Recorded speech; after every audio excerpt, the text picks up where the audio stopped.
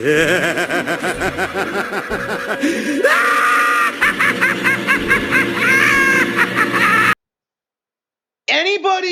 who's been following this channel for the past year is well aware of the meme of the Steam Deck. The narrative has always been that the Steam Deck would be a better Switch, it would be a better platform, it would easily emulate every single Nintendo game that came out. It was supposed to be this huge deal.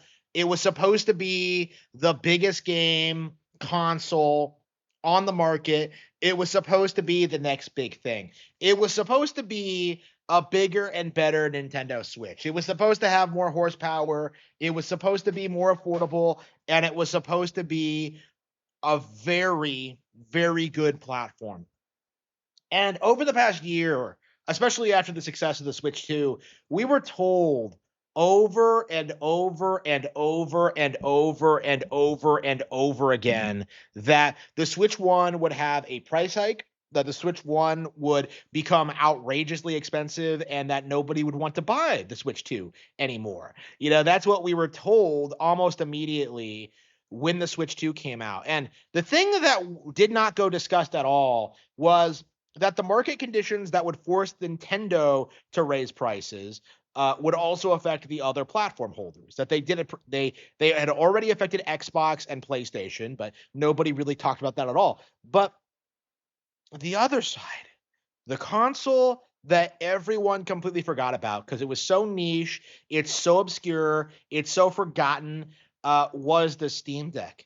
Like, we were told that the Steam Deck would be completely unaffected by price hikes. We were told that the Steam Deck would be the premier video game platform going forward. We were told that this thing was going to outperform the Switch 2 and be the definitive video game console going forward.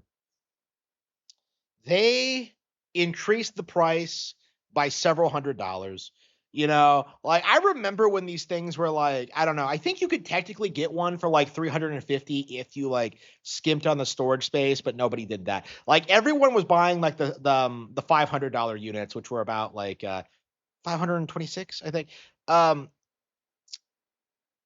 Yeah, everybody was buying like, the higher capacity units.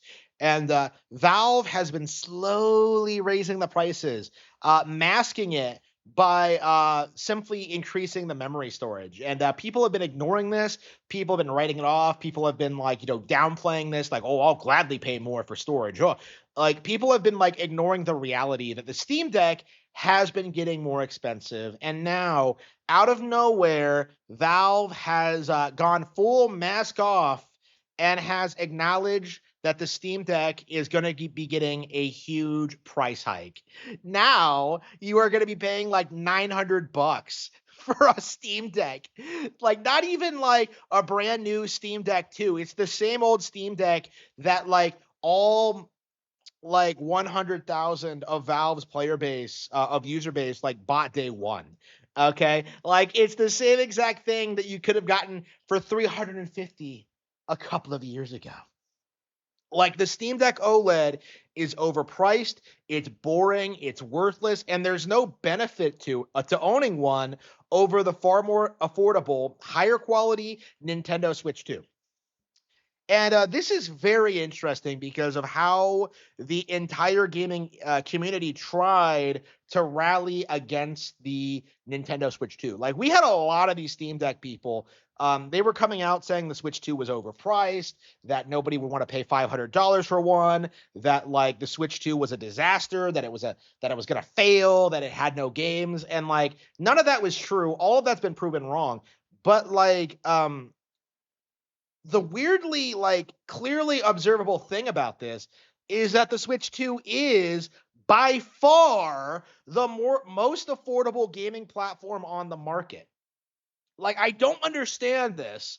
And like, I really need people to explain this to me because like, how exactly is the Nintendo Switch 2 how did it get a reputation for being the most expensive, for being overpriced when it's going up against a $900 Steam Deck, when it's going up against the PS5 Pro, when it's going up against like the Xbox Series X. Like when you look at its direct competition, what you see is that these game consoles are like hundreds of dollars more than the Switch in like all circumstances. Like Nintendo is the budget option.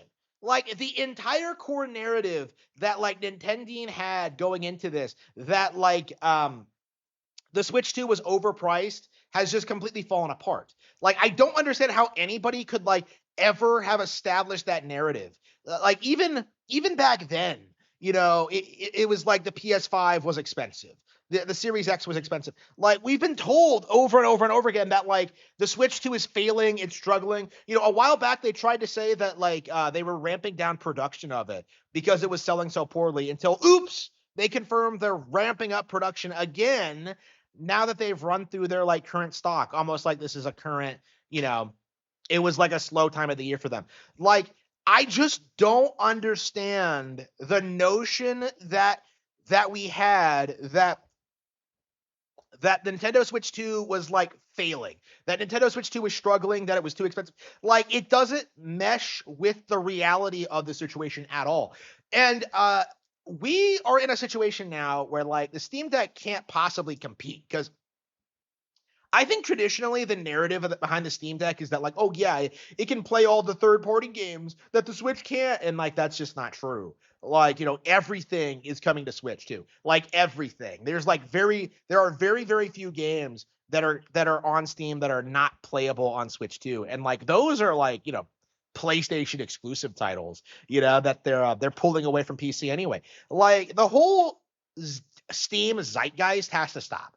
Okay, the obsession with thinking Valve is like some amazing consumer friendly company and that they're like putting out bangers when it comes to hardware and that they're like they're very reasonable when it comes to pricing. Like that's very obviously not true. Like what's actually happening when it comes to the Steam sale is that you are buying ancient games, games that are like 5 years older or more that originally launched on PlayStation and Xbox. You are buying old games on sale on Steam years after they come out.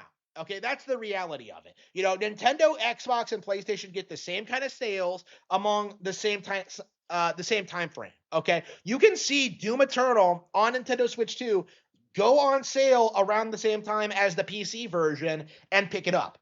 In fact, they're actually like giving away, Doom Eternal at like $5 a pop now to try to get those numbers up to create the illusion that the game is super popular and successful. They've done the same thing with Mortal Kombat 1 and stuff like that.